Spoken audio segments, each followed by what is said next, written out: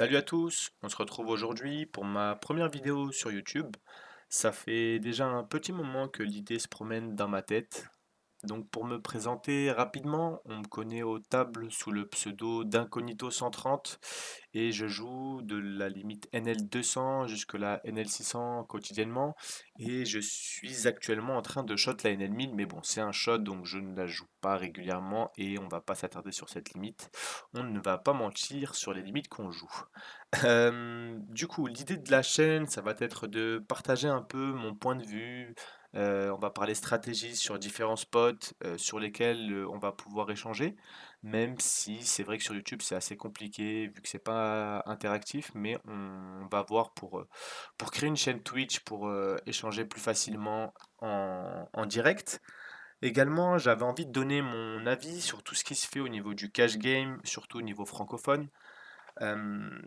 Car ces derniers temps, j'ai l'impression que tout ce qui se fait au niveau du cash game FR Online, il y en a un peu moins. Il y a de moins en moins de chaînes qui se consacrent full cash game online. Ça fait un peu tout, mais uniquement cash game online. La plupart des chaînes sont un peu moins actives ces derniers temps, même si évidemment il en reste quelques-unes. Donc pour être franc avec vous, je ne savais pas trop comment introduire cette vidéo et j'ai finalement opté pour une review de deux mains que j'ai joué l'année dernière et j'hésitais avec un live play mais je vous avoue que c'était un exercice qui est très compliqué mine de rien même si je ne voyais pas les choses comme ça. Mais commenter, parler en même temps de jouer, c'est quelque chose quand on n'a pas l'habitude d'assez compliqué pour le coup. Et c'est une chose sur laquelle il va falloir que je travaille pour sortir des vidéos qui sont du live play, quoi, globalement. Et pour tout à fait franc avec vous, c'est la je ne sais combien de fois que je recommence la vidéo car j'arrête pas de bégayer ou d'avoir des blancs. Donc je vais essayer de ne pas recommencer cette fois-ci et je vous prie d'être assez indulgent sur les potentiels bégaiements, sur les potentiels blancs ou sur les potentiels bafouillages de ma part dans mes explications ou quand je parle. On va essayer de s'améliorer, mais c'est la première. J'ai pas l'habitude de faire ça, donc soyez indulgents. Donc on est parti. Première main, on est en small blind. On va open As-Dame suité. Donc ici, open assez facile. On se fait 3 bêtes par un joueur régulier. Donc ici, normalement, on est censé 4 bêtes ce combo. Néanmoins, c'est un combo que je vais préférer défendre et je vais 4 bêtes 100% le combo offsuit. Donc on défend notre main. On arrive sur un flop As, Valet 3, donc on check. Ici, je m'attends à ce que le joueur régulier continue avec toute sa range, chose qu'il fait, donc il s'est bet un tiers.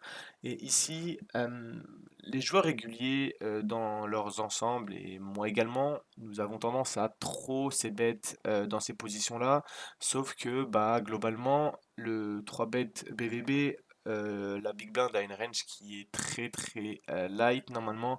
Il va y avoir beaucoup de mains un peu pourries et de R.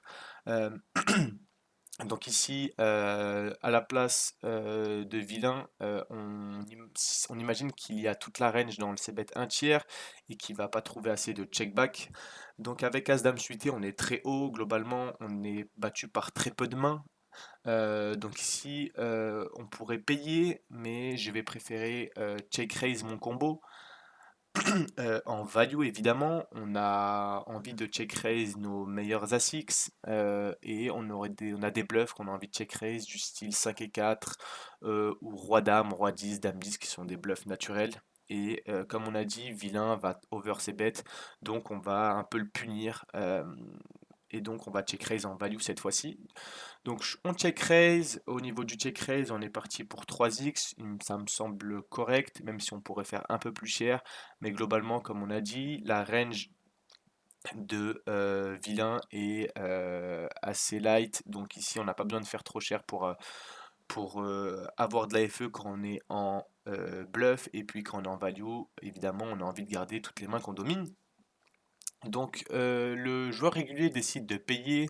Donc ici, quand il décide de payer, je m'attends à ce que du coup il n'y ait plus d'air dans sa range et tous les suited connectors qu'il est censé 3 bêtes ne sont plus là. Donc globalement, les mains chez Vilain, ça va être des mains du style 5 et 4 suités, et des Broadway suités qui ont une gutshot, des As moins faibles, des As plus faibles, pardon.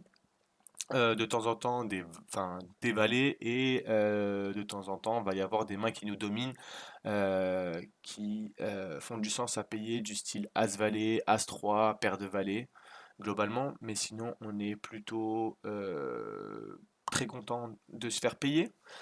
Ok, donc on arrive sur une turn qui est un roi. C'est une carte sur laquelle je m'attends à ce que Vilain touche énormément cette carte, dans le sens où maintenant toutes ses mains du style roi-dame, roi-10, dame-10 ont touché. Euh, donc ici, on a encore pas mal de value. Ici, on pourrait avoir peur à notre place d'un roi globalement qui fait rentrer des mains du style roi-valet, as-roi, dame-10. Mais sinon, on domine encore énormément de mains chez vilain du style des mains as-10 et tous les as plus faibles. On domine également tous les paires plus draws, les dames valet, valet 10, roi dame, roi 10. Et puis il y a encore des mains du style 5 et 4 qui peut se chauffer à payer chez le joueur régulier en face. Donc ici, on va décider de continuer à miser en value. Au niveau du sizing, ici, j'aurais préféré me voir bet mi-pot. Je pense que ici, on a de la value sur toutes les mains que j'ai citées. Je pense que de toute façon, que l'on bête un sizing un tiers ou 50%, on est à peu près payé par la même range. Donc ici, on a envie de bet un peu plus cher. Je pense que c'est une erreur de se bet un tiers, mais bon, pourquoi pas. Globalement, ici, je m'attends à ce que Vilain fasse play de temps en temps des mains du style As-3, Roi-Valet, As-Valet. Et je m'attends à ce qu'il colle encore toutes les mains qui me dominent du style As-Roi et tous ces brelans, même si de temps en temps des joueurs vont un peu paniquer et vont vous raise all-in à la turn, puisqu'ils auront peur de voir une mauvaise river. Mais globalement, on est plutôt content quand on est payé. Globalement, on va être très souvent devant. Comme on a dit, on domine une très très grande partie de sa range et les combos qui nous battent sont présents, mais sont quand même plus faibles par rapport à tout ce qu'on domine dans la range de vilain. Ok, River 8, c'est une brique qui est totale, à part qui fait rentrer As-8, mais bon, c'est insignificatif. Et donc ici, on pourrait check, mais je pense qu'on a encore de la value sur toutes les mains du style As-10, As-9, Roi-Dame, Roi-10, Valet-10, Dame-Valet qui pourrait chauffer à payer. Et puis, même si c'est vrai qu'ici on a très peu de bluffs en perçu, globalement, le seul bluff, j'imagine, ça va être des 5 et 4.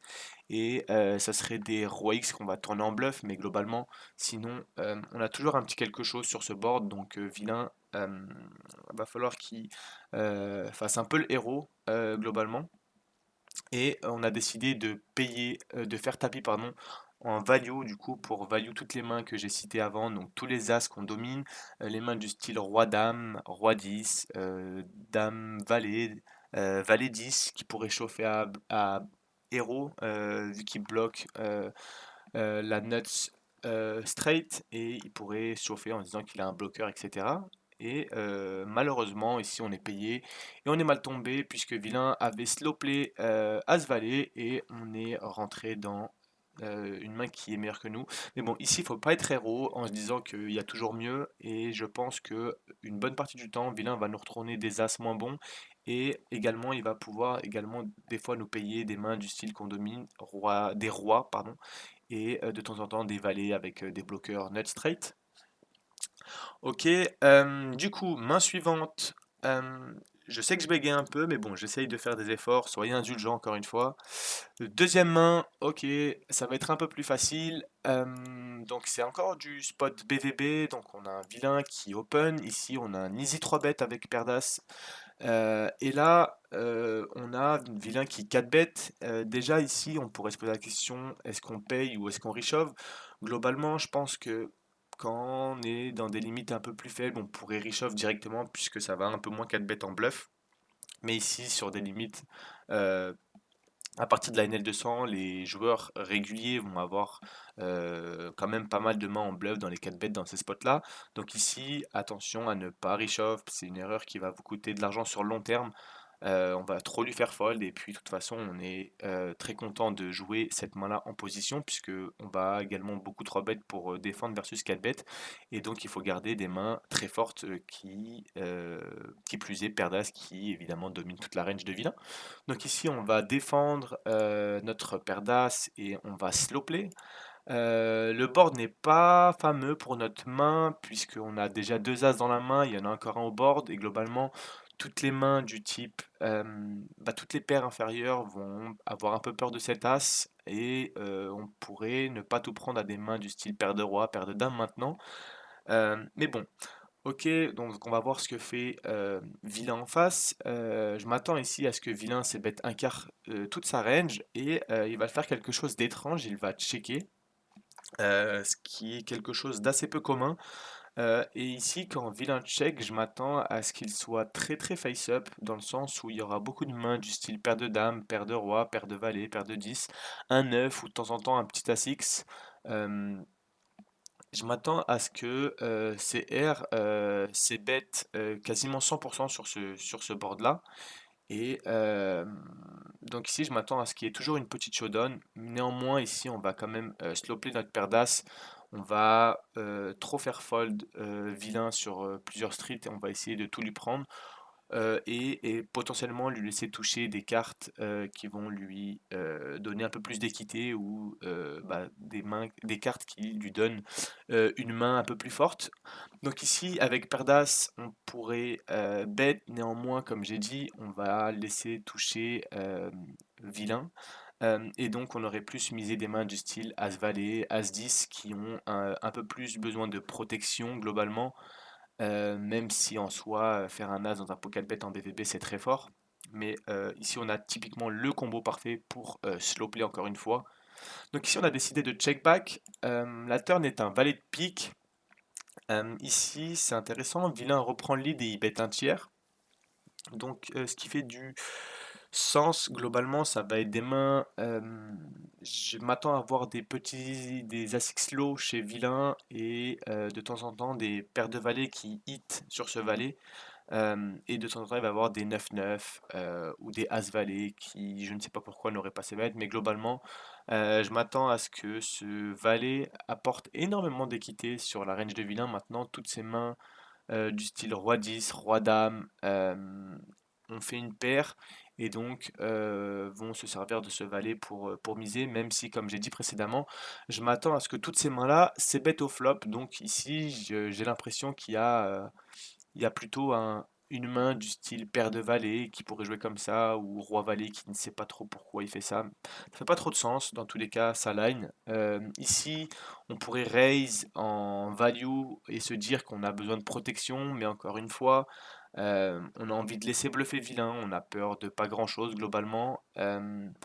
Enfin, on y est dans tous les cas, on foldera jamais river, peu importe le run-out. On n'a pas à slow-play notre main pour folder sur des cartes qui sont un peu embêtantes. Mais donc ici, on va laisser vilain continuer à bluffer.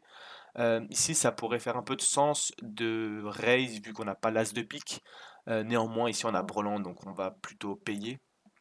Donc on paye et la river est très très chiante. Elle fait rentrer toutes les mains du style roi-dame, les potentiels piques, les as-x de pique. Donc c'est pas forcément la meilleure des rivers. Et vilain fait tapis. Donc ici, globalement, bah, du coup, on n'est plus trop content de payer. Néanmoins, on va jamais folder puisque il peut y avoir déjà des cuts chez vilain, des mains du style as-valet, paire de valet qui vont se cut contre notre main et puis il peut trouver des bluffs à ses limites, il va y avoir quand même quelques bluffs et donc on n'est pas très content mais on va décider de payer et cette fois-ci on est bien tombé puisque Vilain nous montre roi 10 sans pique, une main qui est assez étonnante pour le coup, je m'attendais à ce que ça s'ébête 100% au flop, mais bon, on a du coup bien joué notre main chez nous en slow playant au maximum, puisque si on avait bet au flop, je pense que vilain aurait fold et on aurait pas tout pris chez vilain. Voilà, voilà. N'hésitez pas à me faire un retour dans les commentaires de ce que vous jouez, de ce que avez envie de voir, de ce que vous avez pensé de ces deux HH et si vous auriez joué autrement. Voilà, n'hésitez pas à être un peu indulgent comme je vous ai dit. Et puis on se retrouve très prochainement. Je ne sais pas si je vais faire un live play ou si on va repartir sur deux ou trois HH et puis un peu plus discuter de ce que j'ai annoncé en début de vidéo. Donc n'hésitez pas à me faire savoir ce que vous préférez, si vous préférez faire de la HH, de la review de HH, ou si vous préférez un live play, je ne sais pas, dans des limites entre la NL50 et la NL400 globalement. Comme je pense que globalement on peut aller jouer en NL50 en live play. C'est pas des limites que je joue, mais étant donné que c'est un exercice qui est très compliqué, je pense que c'est plus judicieux d'aller jouer ces limites dans un premier temps et puis après on ira à mes limites habituelles pour jouer. Voilà, voilà, j'attends vos retours et puis on se retrouve très prochainement. Ciao!